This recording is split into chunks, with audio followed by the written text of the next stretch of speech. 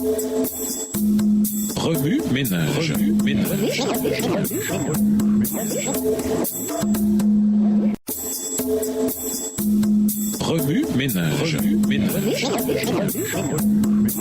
Bienvenue à votre émission Remue ménage. Nous voilà à la leçon 10, les esprits des êtres justes. Lisons Hébreux 11 et Hébreux 12 et versets 18 à 24. Hébreux chapitre 11. Or, la foi est une ferme assurance des choses qu'on espère, une démonstration de celles qu'on ne voit pas. Pour l'avoir possédée, les anciens ont obtenu un témoignage favorable. C'est par la foi que nous reconnaissons que le monde a été formé par la parole de Dieu, en sorte que ce qu'on voit n'a pas été fait de choses visibles. C'est par la foi qu'Abel offrit à Dieu un sacrifice plus excellent que celui de Caïn. C'est par elle qu'il fut déclaré juste, Dieu approuvant ses offrandes. Et c'est par elle qu'il parle encore, quoique mort. C'est par la foi qu'Enoch fut enlevé pour qu'il ne vit point la mort et qu'il ne parut plus parce que Dieu l'avait enlevé. Car avant son enlèvement, il avait reçu le témoignage qu'il était agréable à Dieu. Verset 6. Or, sans la foi, il est impossible de lui être agréable, car il faut que celui qui s'approche de Dieu croit que Dieu existe et qu'il est le rémunérateur de ceux qui le cherchent. C'est par la foi que Noé, divinement averti des choses qu'on ne voyait pas encore et saisi d'une crainte respectueuse, construisit une arche pour sauver sa famille. C'est par elle qu'il condamna le monde et devint héritier de la justice qui s'obtient par la foi. C'est par la foi qu'Abraham, lors de sa vocation, obéit et partit pour un lieu qu'il devait recevoir en héritage et qu'il partit sans savoir où il allait. C'est par la foi qu'il vint s'établir dans la terre promise comme une terre étrangère, habitant sous des tentes, ainsi qu'Isaac et Jacob,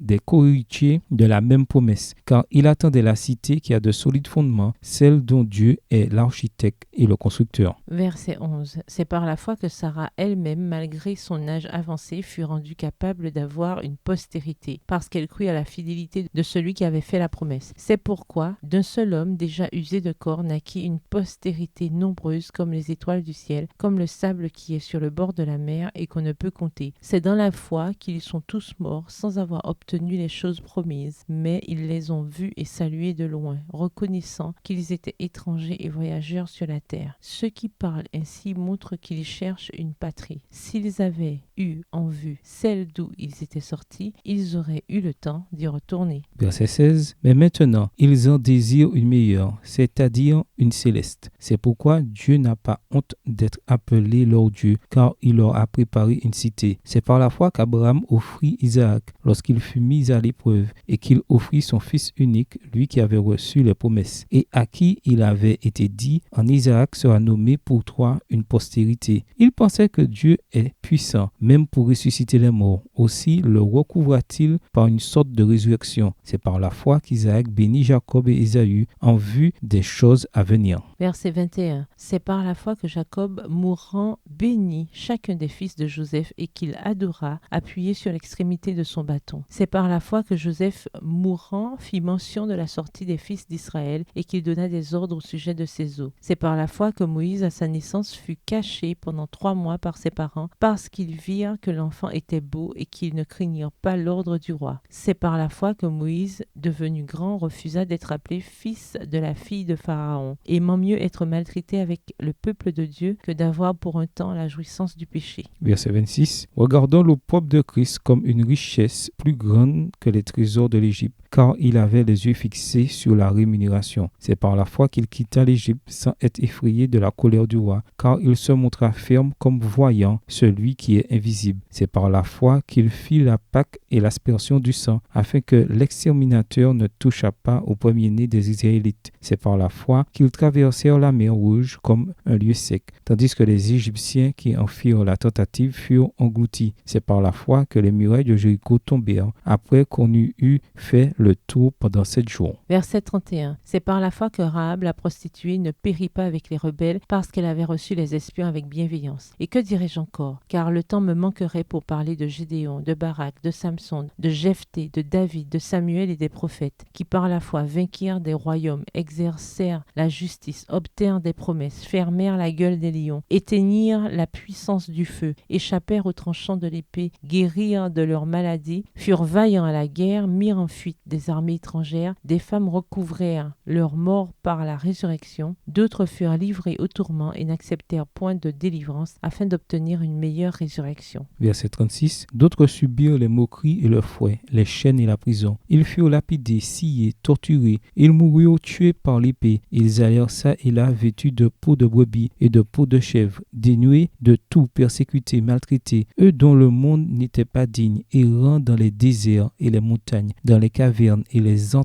de la terre. Tous ceux-là, à la foi desquels il a été rendu témoignage, n'ont pas obtenu ce qui leur était promis. Dieu ayant vu quelque chose de meilleur pour nous, afin qu'ils ne parvinssent pas sans nous à la perfection. Hébreux 12, des versets 18 à 24. Vous ne vous êtes pas approchés d'une montagne qu'on pouvait toucher et qui était embrasée par le feu, ni de la nuée, ni des ténèbres, ni de la tempête, ni du retentissement de la trompette, ni du bruit des paroles, tels que ceux qui l'entendirent demandèrent qu'il ne leur en fût adressé aucune de plus, car ils ne supportaient pas cette déclaration. Si même une bête touche la montagne, elle sera lapidée. Et ce spectacle était si terrible que Moïse dit « Je suis épouvanté et tout tremblant. Mais vous vous êtes approchés de la montagne de Sion, de la cité du Dieu vivant, la Jérusalem céleste, des myriades qui forment le cœur des anges, de l'assemblée des premiers-nés, inscrits dans les cieux, du juge qui est le Dieu de tous, des esprits des justes parvenus à la perfection, de Jésus qui est le médiateur de la nouvelle alliance et du sang de l'aspersion qui parle mieux que celui d'Abel. » Introduisant, bon et meilleur.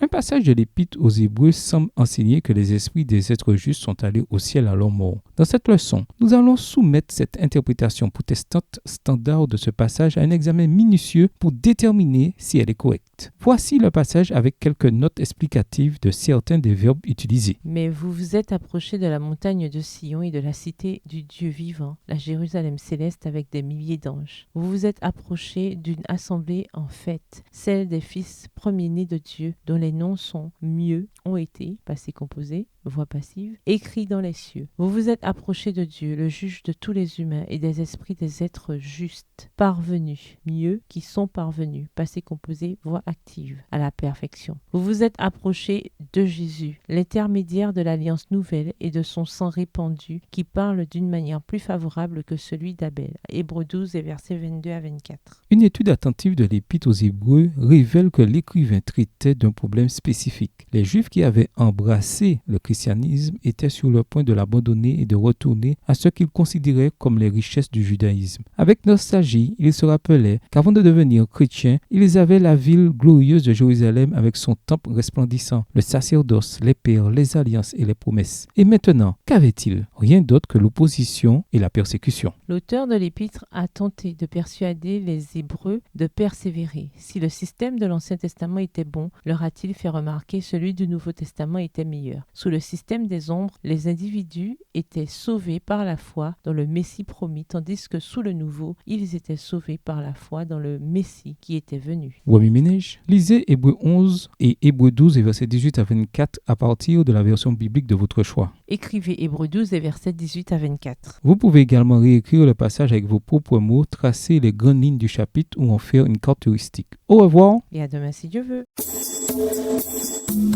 Remue ménage.